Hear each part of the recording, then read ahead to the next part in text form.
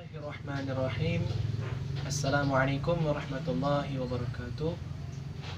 Saya Muhammad Jamal Istiqlal dan Fauzan Arianda akan mempresentasikan hasil kerja makalah kami mata kuliah Patologi Sosial bab 3 tentang perjudian.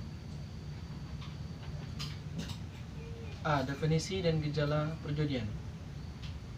Perjudian itu merupakan salah satu bentuk penyakit masyarakat, satu bentuk patologi sosial. Contoh, bermain gundu. Perjudian adalah pertaruhan dengan sengaja, yaitu mempertaruhkan satu nilai atau sesuatu yang dianggap bernilai dengan harapan yang belum tentu hasilnya. Menurut Undang-Undang Hukum Pidana Pasal 303 ayat 3, perjudian berarti tiap-tiap permainan yang memungkinkan akan menang. Pada umumnya tergantung pada untung-untungan saja. Lalu kemungkinan bisa menang karena pemain lebih pandai dalam melakukannya. Maka kita Undang-Undang Hukum Pidana Pasal 303 ayat 3 menyebutkan, pertama, dihukum penjara selama 2 tahun 8 bulan atau didenda sebanyak 6 miliar rupiah. Dengan demikian, bermain judi secara resmi atau secara hukum dianggap tidak tindak pidana atau dianggap sebagai kejahatan disebabkan oleh akses-akses yang buruk dan merugikan, khususnya merugikan diri sendiri dan keluarganya karena segenap harta bahkan anak istri dipertaruhkan. Apalagi di zaman sekarang ini, agak susah kita membedakan antara perjudian dan permainan tersebut, sebab faktor spekulasi, yaitu kemungkinan mendapatkan untung rugi, itu berperan penting dalam aktivitas manusia. Jika dalam unsur-unsur tersebut ada untung-untungan, maka aktivitas itu disebut perjudian. Contohnya, perbuatan membeli atau menjual barang dagangan, benda-benda, dan hak-hak tertentu dengan harapan mendapatkan keuntungan yang sebesar-besarnya, disertai harapan bursa pasaran bisa berubah menguntungkan dirinya, maka tindakan tersebut bisa dinamakan sebagai perjudian. B. Macam-macam perjudian. Klasifikasi lain dari bentuk perjudian antara lain transaksi-transaksi berdasarkan pertaruhan dan spekulasi, aktivitas agen-agen atau agen-agen totalisator, berbagai macam lotre, dan sebagainya. Klasifikasi dalam bentuk perjudian terbagi dua. Yang pertama, bentuk permainan atau undian yang legal atas izin pemerintah. Ada juga sebaliknya yang ilegal. Yang atas izin pemerintah permain judi seperti contohnya kasino-kasino di Petak 9 di Jakarta, undian harapan yang sudah berubah menjadi undian sosial berhadiah, pusatnya di Jakarta. Pada sekarang ini banyak bentuk permainan yang sulit dan menentukan ketekunan serta keterampilan dijadikan alat judi.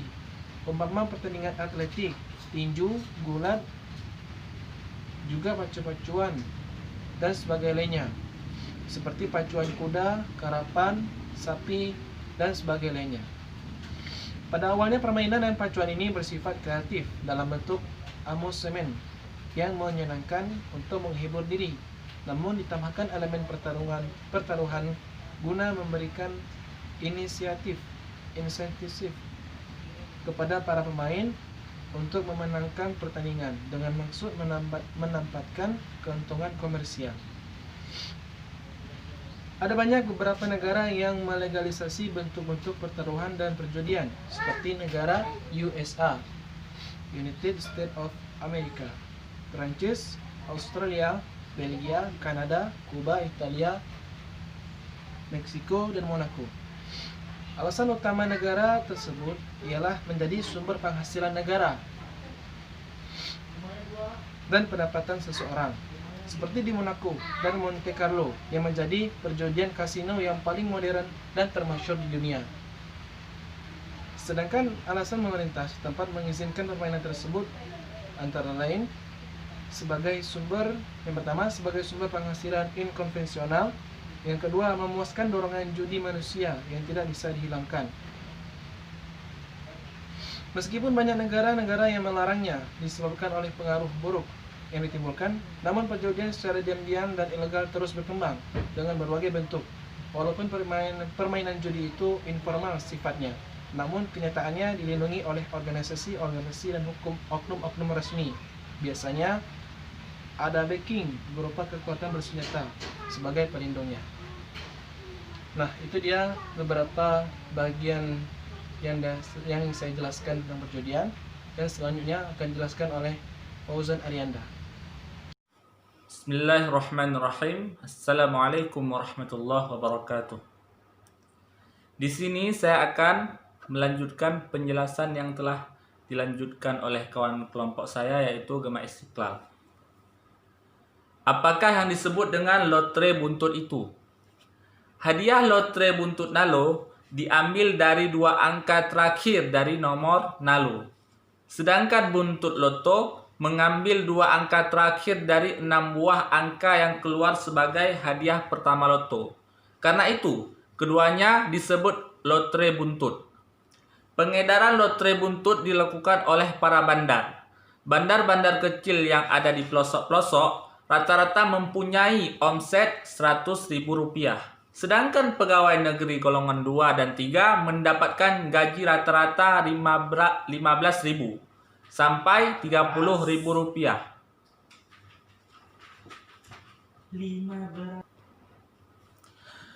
Pemasang-pemasang lotre buntut itu kebanyakan bukan dari kalangan berduit. Pemasang paling banyak rakyat miskin, tukang becak, bakul-bakul atau penjual kecil, pegawai-pegawai rendahan, buruh harian, dan lain-lain yang berpenghasilan kecil. Apakah sebabnya rakyat kecil dengan penghasilan minim dan hampir-hampir tidak cukup untuk memenuhi keperluan hidup sehari-hari? Bahkan sering berkekurangan itu bersedia membuang uangnya untuk memasang nomor lotre. Pada umumnya, mereka itu menaruh harapan semu untuk melipat gandakan uangnya. Gaji yang amat minim, kondisi hidup yang tidak menentu, depresi ekonomi yang terasa makin mencekik, dan tidak adanya harapan untuk hari esok. Semuanya mendorong rakyat kecil untuk menghayalkan keuntungan dengan harapan spekulatif dengan jalan membeli lotre buntut. Ditambah dengan apatisme dan ketidaktahuan dengan cara bagaimana mereka untuk memperbaiki taraf kehidupan keluarga dan diri sendiri dalam krisis ekonomi. Semua itu mendorong mereka mempertaruhkan sebagian penghasilan sendiri dengan berjudi dan membeli lotre buntut. Permainan judi di Indonesia sudah dikenal sejak beratus-ratus tahun yang lalu.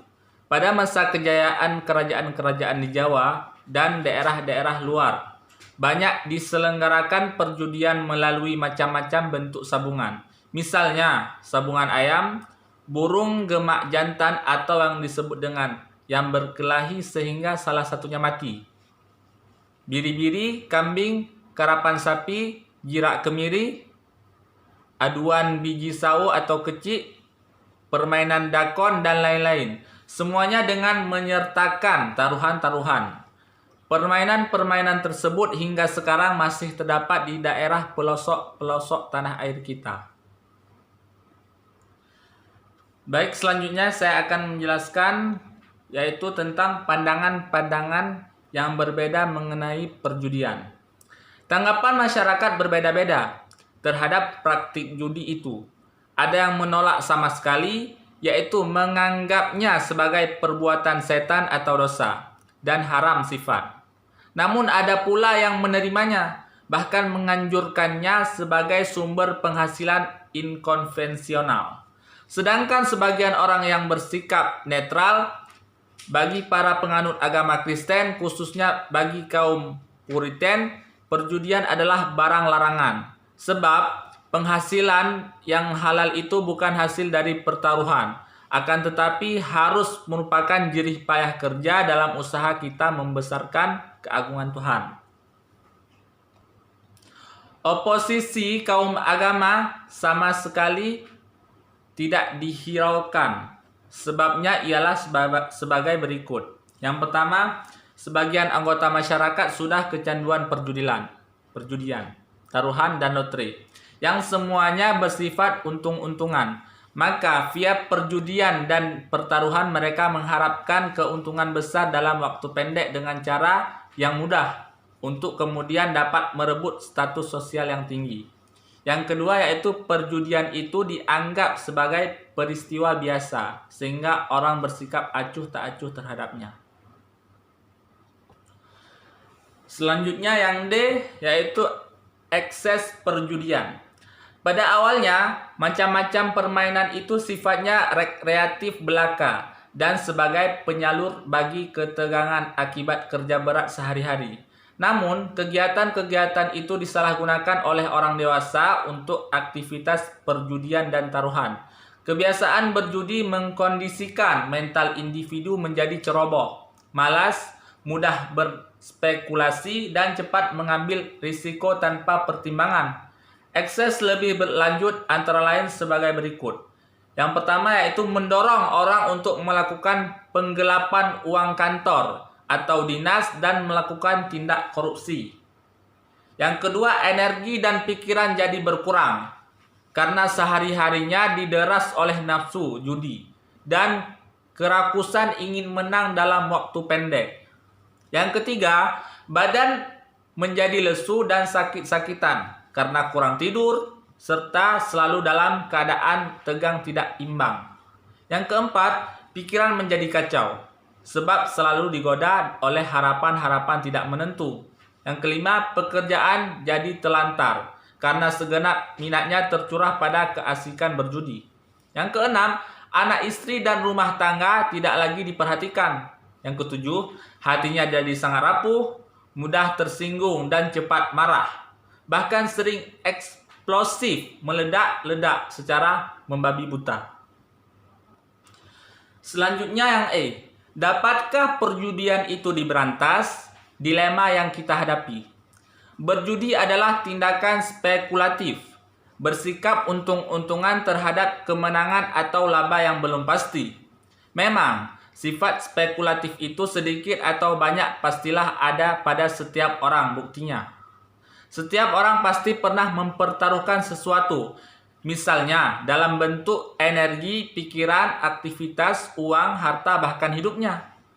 Demi pencapaian satu tujuan hidup, namun bahkan hidupnya demi pencapaian satu tujuan hidup, namun semua perbuatan tadi masih ada dalam batas-batas kekangan, kemauan, dan hati nurani. Hal tersebut berbeda itu di antara perbuatan nyatanya.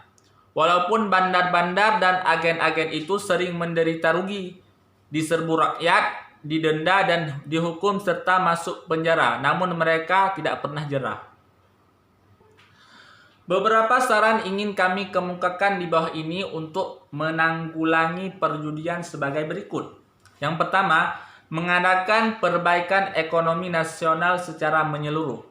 Menetapkan undang-undang atau peraturan yang menjamin gaji minimum bagi buruh, pekerja, dan pegawai yang sepadan dengan biaya pemenuhan kebutuhan hidup sehari-hari. Memperluas lapangan pekerjaan, sandang pangan serba murah, dan ada jaminan perumahan. Rasa aman terjamin secara sosial pasti akan sangat mengurangi nafsu-nafsu berspekulasi dan kecenderungan main untung-untungan dengan menyertakan pertaruhan atau berjudi. Yang kedua, adanya keseimbangan antara budget di pusat dan di daerah-daerah periferi. Sebab oleh adanya diskriminasi pemberian budget, timbullah kemudian rasa tidak puas. Lalu orang tergerak mengadakan usaha-usaha penambahan biaya pembangunan dan pemeliharaan dengan cara-cara inkonvensional, antara lain dengan perjudian. Yang ketiga, menyediakan tempat-tempat hiburan dan rekreasi yang sehat disertai intensifikasi pendidikan mental dan ajaran-ajaran agama. Yang keempat, khusus untuk mengurangi jumlah judi buntut dengan jalan menurunkan nilai hadiah tertinggi dari macam-macam lotre resmi, lalu menambah jumlah hadiah-hadiah hiburan lainnya yang lebih banyak. Sehingga hadiah yang paling rendah itu nilainya hanya beberapa puluh kali harga kertas lotre. Dengan begitu, bandar-bandar dan agen-agen akan lenyap dengan sendirinya dan pemerintah akan mendapatkan uang pemasukan yang lebih banyak dari penjualan lotre-lotre. Sebab uang pasangan para pembelinya tidak jatuh pada tangan agen-agen dan bandar-bandar gelap. Yang kelima yaitu lokalisasi perjudian khusus bagi wisatawan asing. Golongan ekonomi kuat dan warga negara keturunan asing dengan pemberian konsesi pembukaan kasino-kasino dan tempat-tempat judi.